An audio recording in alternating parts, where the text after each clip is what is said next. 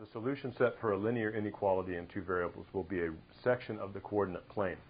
Up here I've written graph 2x plus 3y is less than 6. That's a linear inequality in two variables.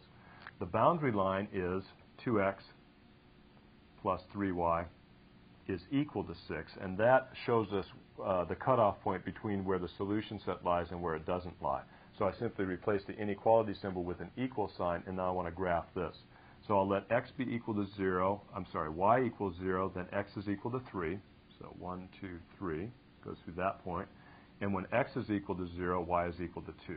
1, 2. So it goes through this point.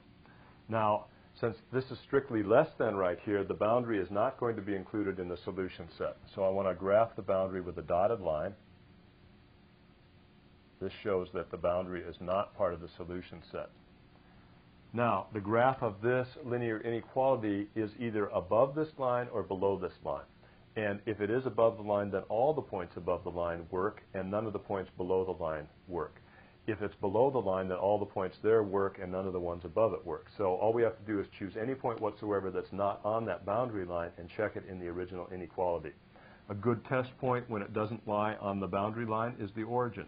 So let's test the origin 0, 0 in the original inequality. 0 plus 0 less than 6. The question is that a true statement? Is 0 less than 6?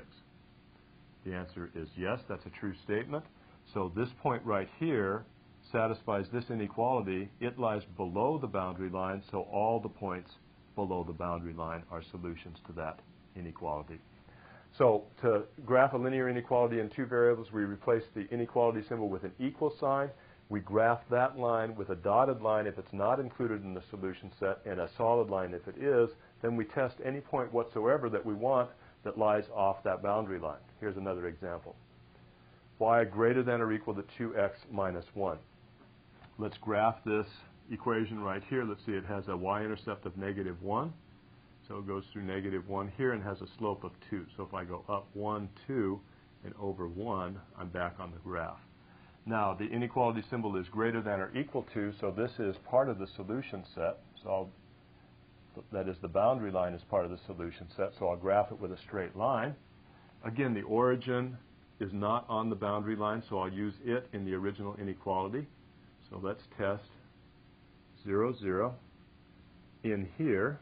And when I do that, I end up with 0 greater than or equal to 0 minus 1, 0 greater than or equal to negative 1, and again, I get a true statement. So since that's a true statement, here's my test point right here. It lies above this boundary. All the other points above the boundary must be solutions also. Now, it wouldn't matter whether I get a true statement or a false statement here. If I get a false statement, it just means that I'm on the wrong side of the boundary, and I go to the other side of the boundary and shade that in. So either way, we only need to test one point. True statement, we're on the correct side of the boundary. False statement, we go to the other side of the boundary to find our solution set.